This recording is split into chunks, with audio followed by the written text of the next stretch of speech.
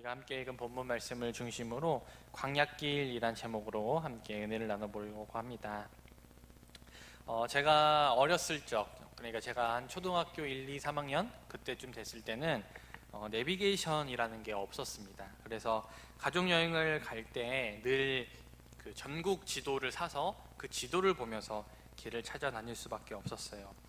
그러니까 그때는 지도만 보기 때문에 지도만 봐서는 어떤 길이 막히는 길인지 알 수가 없었습니다. 그래서 늘 어디 여행을 가든 어디를 가든 지도상 최단거리 길을 늘 선택해서 다녔습니다. 하지만 이제는 내비게이션이 보급되면서 거리가 가장 짧은 길이 늘 가장 빠른 길이 아니라는 것을 우리가 모두 알고 있습니다. 거리가 짧더라도 정체가 심해서 아주 막히는 길보다 조금은 돌아가더라도 막히지 않는 길을 선택할 때 더 빨리 목적지에 도달할 수 있기 때문이죠. 오늘 본문은요, 이집트를 탈출해서 가나안 땅으로 길을 떠나는 이스라엘 민족의 이야기를 다루고 있습니다.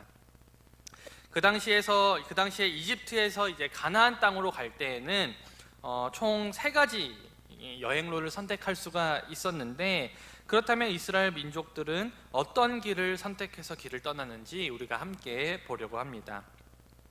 그 당시에 있었던 3가지 길에 대해서 먼저 설명을 좀 드리려고 하는데요. 첫 번째 길은 왕의 대로라고 불리는 동북쪽 여행로였습니다. 근데 이 동북쪽 여행로는 지중해 연안을 따라서 가나안으로 갈 수 있는 가장 짧고 가장 빠른 길이었어요.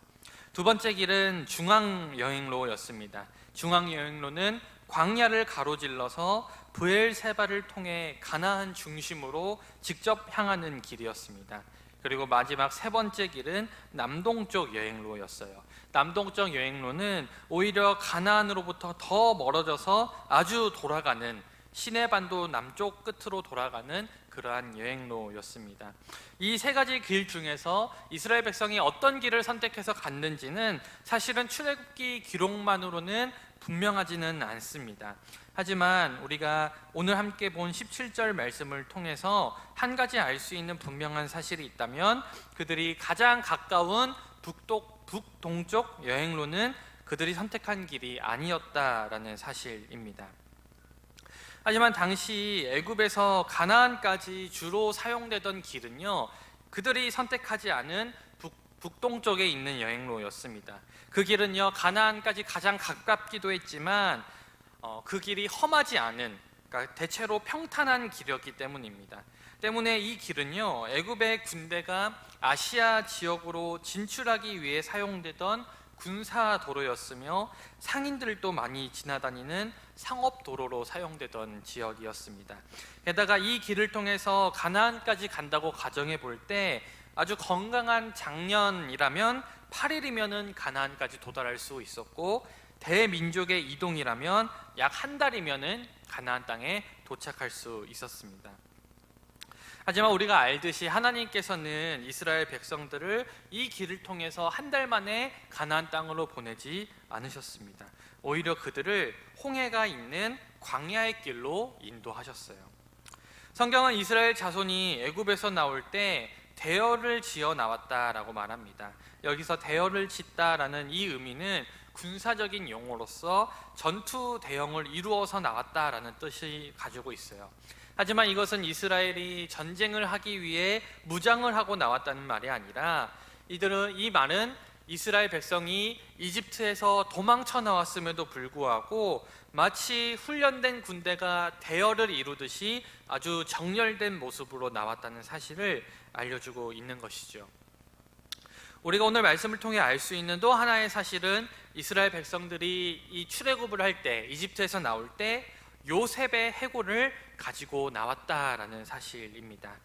우리가 지난주 창세기 본문을 마무리할 때 이 요셉의 마지막 유언이 바로 자신의 해골을 가져다가 가나안 땅에 묻어달라는 그 요구였다는 사실을 함께 살펴보았습니다.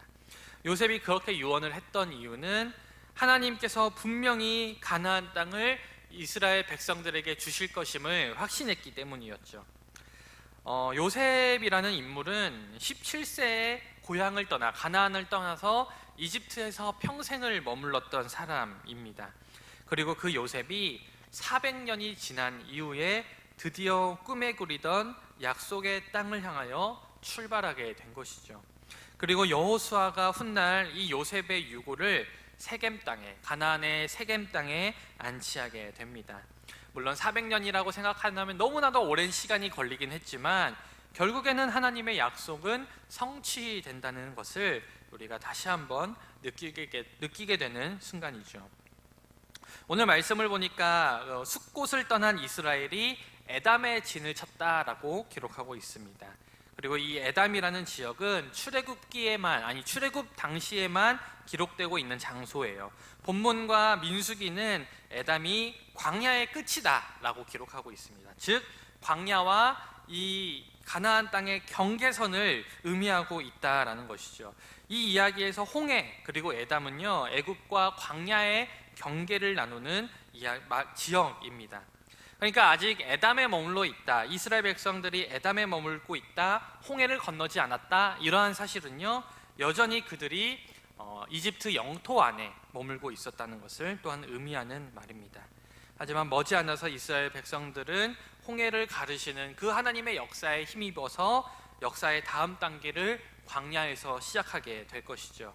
사랑하는 여러분, 오늘 이스라엘 백성들이 출애굽을 할 때 그들은 가장 가까운 길, 가장 평탄한 길이 있었음에도 그 길로 가지 않았습니다. 하나님께서는 그 길로 이스라엘 백성들을 인도하지 않으셨어요. 그리고는 이스라엘 백성들을 아주 더 멀고 더 험난한 광야의 길로 인도하셨습니다. 그러니까 여기서 우리가 드는 의문은 왜 하나님께서는 쉽고 평탄한 길이 있음에도 불구하고 이스라엘 백성들을 더 힘들고 더 어려운 광야의 길로 인도하셨는지 거기에 우리가 의문이 생긴다라는 것이죠.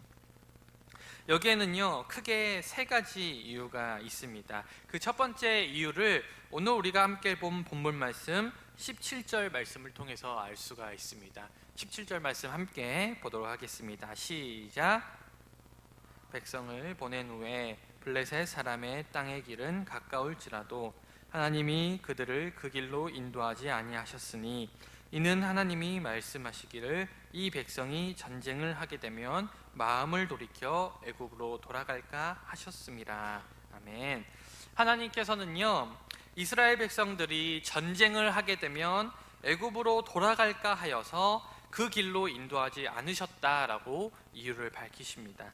제가 앞서 말했던 이 동북쪽 여행로를 설명드릴 때 이 길이 짧고 평탄한 길이라서 애굽의 군대가 아시아 지역으로 진출하기 위해 사용되던 군사도로였다라고 설명을 드렸습니다. 그러니 당연히 이 동북쪽 여행로는 애굽에 의해서 관리되고 있었던 애굽의 통로였습니다.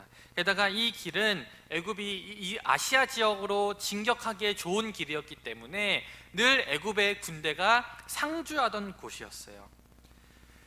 그러니 이 애굽 백성들이, 이 애굽 군대들이 곳곳에 있는 이 길을 따라서 이스라엘 백성들이 가나안으로 가려고 했다면 애굽과의 전쟁이 불가피했다라는 것이죠.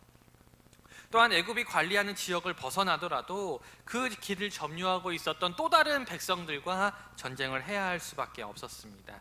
하나님께서는 이러한 상황으로 인해서 이스라엘 백성들이 지속적으로 전쟁을 하게 되면 그들이 두려워하면서 이집트로 돌아갈까 봐 그것이 염려된다라고 말씀을 하셨습니다. 물론 전쟁이 벌어진다고 할지라도 하나님께서 그들과 함께 하실 것이고 하나님께서 전쟁해 주실 것이기 때문에 그들은 전쟁에서 패하지는 않을 것입니다.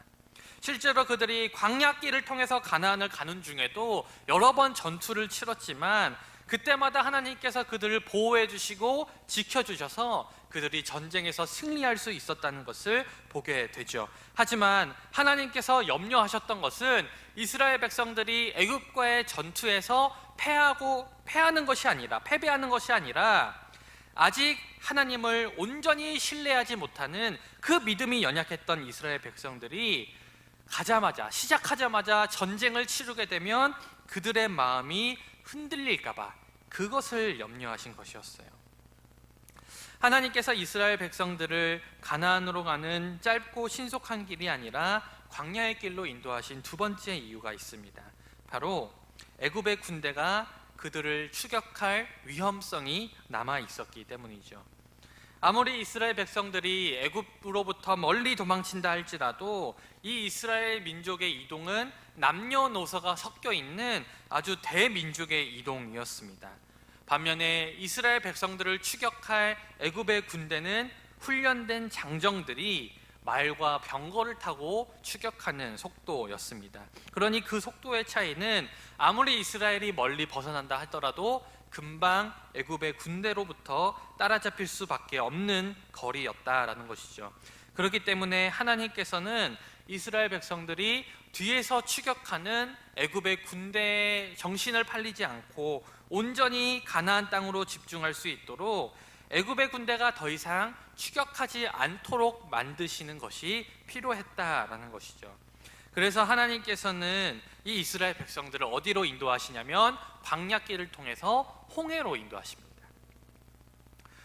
홍해 앞에서 이스라엘 백성들은 방황하고 이제 주저하게 되죠. 그리고 그 사이에 실제로 바로는 이스라엘 백성들이 광야에서 방황하는 줄 알고 군대를 출동시킵니다.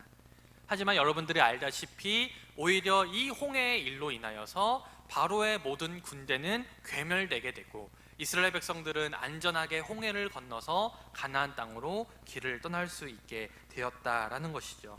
그리고 이스라엘에게 최후의 일격을 당했던 바로는 다시는 이스라엘을 추격할 의지를 마음에 두지 않았습니다. 하나님은 이스라엘을 광야길로 인도해 내심으로써 오히려 이스라엘 백성들이 어떠한 추격도 의식하지 아니하고 안전하게 길을 갈 수 있도록 그러한 여건을 조성해 주셨다라는 것이죠. 하지만 하나님께서 이스라엘 백성들을 광야의 길로 인도하신 것은 단순히 전쟁을 피할 수 있게 하기 위해서 그리고 애굽을 광야로 이끌어내기 위해서만은 아니었습니다. 오늘 본문에는 기록되어 있지는 않지만 신명기 말씀, 같은 이야기를 다루고 있는 신명기 말씀에는 하나님께서 이스라엘 백성들을 광야의 길로 인도하신 세 번째 이유가 등장합니다. 신명기 8장 2절 말씀인데요, 제가 읽어드리겠습니다. 내 하나님 여호와께서 이 40년 동안에 내게 광야의 길을 걷게 하신 것을 기억하라. 이는 너를 낮추시며 너를 시험하사 내 마음이 어떠한지 그 명령을 지키는지 지키지 않는지 알려 하심이라.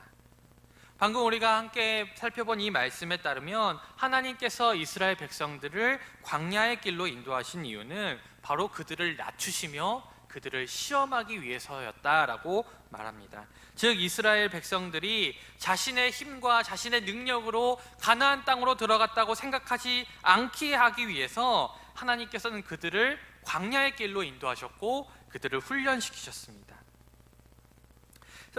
사랑하는 여러분, 오늘 우리는요 이스라엘을 광야의 길로 인도하시는 그 하나님의 손길을 보게 돼요.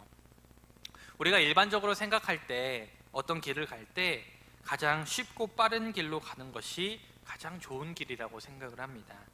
하지만 하나님께서는 우리가 보기에는 최선의 방법인 그 방법대로 늘 일하시는 분이 아니에요.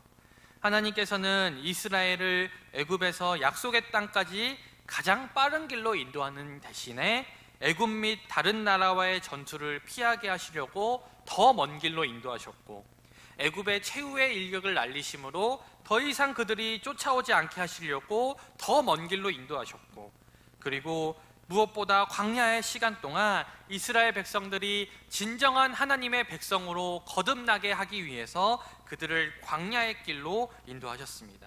그러니까 이스라엘 백성들에게 있어서 이 광야의 길은 가장 빠른 길, 가장 편한 길은 분명 아니었지만 분명한 것은 이 광야의 길은 이스라엘 백성들에게 있어서 가장 최고의 길, 가장 최선의 길이었다라는 사실이죠.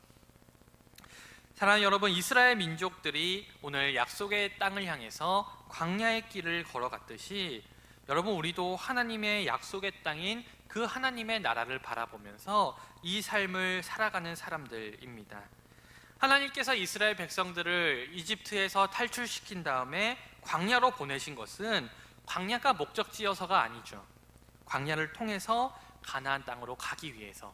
광야는 그저 그 여정일 뿐이고 그 시간을 통하여서 결국엔 하나님께서 가나안 땅으로 그들을 보내기 위해서 이스라엘 백성들을 광야의 길로 보냈다라는 것이죠. 우리가 그 길을 그것을 기억해야 합니다. 그러니까 이스라엘 백성들에게 있어서 광야란 그들이 젖과 꿀이 흐르는 땅으로 가기 위한 가장 안전한 길이었고, 그 땅에 들어갈 자격을 갖추게 되는 길이었고, 그 땅에 들어갈 준비를 하는 길이었다라는 사실입니다. 마찬가지로 우리에게도 현재 주어진 우리의 삶이 있습니다. 우리의 주어진 삶은요, 하나님 나라까지 가기 위한 과정에 불과하다는 사실을 우리가 깨달아야 합니다. 하지만 때로는요, 우리는 나에게 주어진 이 삶이 마치 나의 최종 목적지인 것처럼 생각할 때가 있습니다. 그래서 이 삶에서 남들보다 평탄한 길을 가지 못하면 내가 이스라엘 백성들처럼 좋은 길이 있음에도 광야의 길을 걷는 것만 같으면 하나님을 원망하고, 하나님께 왜 더 빠른 길이 있는데, 더 편한 길이 있는데 나를 그 길로 인도하지 않으시냐고 불만할 때가 있습니다. 하지만 우리가 기억해야 될 것은, 하나님은 늘 우리를 하나님 나라로 향하는 가장 빠른 길, 가장 안전한 길, 가장 최고의 길로 우리를 인도해 주신다는 사실입니다. 물론 그 길이, 하나님이 지금 나의 삶을 통해서 인도하고 계시는 그 길이 내가 생각하기에 최선의 길이 아닐 수도 있습니다. 나의 짧은 판단으로는 돈을 많이 벌고 명예를 얻고 세상에서 인기를 얻으면 더 편하게, 더 빠르게 하나님 나라에 갈 수 있을 것처럼 생각되고 하나님께 더 쉽게 영광을 돌릴 수 있을 거라 생각되지만, 하지만 그것은 우리 생각이지 하나님의 판단은 아니라는 것을 기억해야 합니다. 하나님은요, 우리를 가장 안전한 길로 인도해 주십니다. 당시에 이스라엘 백성들도 불평불만했을 거예요. 아니 하나님, 왜 저 좋은 길이 있는데 우리를 광야의 길로 인도하십니까? 왜 우리를 이 험난한 길로 인도하십니까? 하지만 우리가 앞서 말씀을 통해 보았듯이 하나님께서 이스라엘 백성들을 광야의 길로 인도하신 것은 그들을 괴롭히고 그들을 망하게 하기 위해서가 아니라 오히려 그들이 더 안전하게, 그리고 더 오랜 시간 동안 자격을 갖추며 하나님 나라로, 그 하나님의 약속의 땅으로 가기 위한 준비 과정일 뿐이었다는 것을 우리가 깨닫게 됩니다. 그러니 우리가 걷는 길이 광야의 길이라 할지라도 우리는 기꺼이 하나님의 길을 따라가고 우리가 하나님을 신뢰하며 나아가야 합니다. 왜냐하면 하나님께서는요, 저와 여러분들의 모든 여정을 이미 다 아시고 가장 안전한 최선의 길로 우리의 발걸음을 인도해 주고 계시기 때문이죠. 무엇보다 하나님께서는 이스라엘 백성들을 광야의 길로 부르셨지만 그들과 늘 함께 하셨습니다. 그래서 이스라엘 백성들이 그 행렬을 갈 때 낮에는 뜨거운 그 불볕과 밤에는 뼈를 에이는 그 추위에도 해를 받지 않도록 낮에는 구름 기둥으로, 밤에는 불 기둥으로 그들을 언제나 보호해 주셨습니다. 그러니 이스라엘은 이 광야라는 어려운 길을 가고 있음에도 불구하고 구름 기둥과 불 기둥을 바라보면서 그들이 걷는 이 길이 바로 하나님께서 인도하고 계시고 여전히 하나님께서 우리와 함께하고 계신다는 사실을 늘 확신할 수 있었다라는 것이죠. 하나님께서는 이러한 방식으로 이스라엘의 앞길을 밝히셨고 그들을 보호하셨습니다. 그리고 그들에게 너희가 가는 이 길이, 이 광야의 길이 잘못된 길이 아니야, 이것은 내가 인도하는 길이야, 그러한 확신을 언제나 주셨습니다. 그러니 이스라엘은 광야의 길을 걷고 있음에도 불구하고 구름 기둥과 불 기둥으로 그들이 올바른 길로 가고 있음을 언제나 깨닫게 되었습니다. 사랑하는 여러분, 그렇다면 이스라엘 백성들처럼 오늘 우리에게도 구름 기둥과 불 기둥, 즉 하나님이 나와 함께하고 계시는지, 내가 걷는 이 길이 정말로 옳은 길이 맞는지 그것을 분별할 수 있는 구름 기둥과 불 기둥이 있습니까? 있어요. 그게 뭐냐면 바로 이스라엘 백성들이 가지지 못했던 하나님의 말씀, 즉 성경입니다. 또한 하나님께서는 성경이 말하는 바를 생각하게 하고 우리를 매일 인도하시기 위해서 우리에게 성령님을 보내주셨습니다. 그러니 우리는 하나님의 말씀을 통해서 하나님의 사랑과 하나님의 임재를 확인할 수 있고 우리의 갈 길을 분별할 수 있습니다. 성경에서 말하는 그 하나님의 사람이 가는 길, 하나님의 사람이 선택하는 길, 그리고 악인들이 선택하는 길이 무엇인지를 우리가 분별할 때 내가 가는 이 길이 과연 하나님께서 함께 하시는 길인지, 아니면 내가 가는 이 길이 방향을 전환해야 되는 잘못된 길인지 언제나 분별할 수 있다라는 사실이죠. 이스라엘 백성들이 밤낮으로 불기둥과 구름기둥을 통해서 자신의 가는 길을 판가름했듯이 우리도 밤낮으로 하나님의 말씀을 보면서 하나님이 나와 동행하시며 우리의 여정을 도와주심을 알 수 있고 우리가 어느 길로 가야 하는지 우리가 분명하게 알 수 있다라는 것이죠. 그리고 그 믿음을 가지고 말씀에 따라서 나에게 주어진 광야의 길을 걸어갈 때 하나님은 분명히 우리를 가장 안전하게 그리고 가장 완벽하게 우리의 목적지인 하나님 나라까지 우리를 인도해 주실 것입니다. 사랑하는 여러분, 우리의 삶은요 광야와 같아요. 우리는 광야의 길을 걷는 사람들입니다. 그러나 이러한 광야의 길을 걷는 중에도 우리가 안심할 수 있는 이유는 바로 하나님께서 지금도 여러분들과 함께하고 계시고 여러분들의 발걸음을 인도해 주고 계시기 때문입니다. 그러니 우리가 해야 할 일은 사실은 아무것도 없어요. 다만 내가 걷는 이 길이, 내가 지금 하고 있는 이 일들이 과연 하나님께서 원하시는 일인지 그러한 의심이 들 때면, 하나님께서 나와 함께하고 계시는지 의문이 생길 때마다 우리는 말씀을 펼쳐서 지금도 구름기둥과 불기둥으로 함께하고 계시는 그 하나님의 손길을 확인해야 합니다. 그렇게 우리가 하나님을 믿고 의지하며 날마다 한 걸음 한 걸음 걸어가다 보면 언젠간 이 광야의 길이 다 끝날 때쯤에는 하나님께서는 우리를 안전하게 하나님 나라까지 인도해 주실 줄 믿습니다. 사랑하는 여러분, 부디 이 믿음의 완주를 끝까지 다 완주하셔서 우리 하나님 나라에서 다시 만나는 저와 여러분 되시기를 주님의 이름으로 간절히 축원드립니다.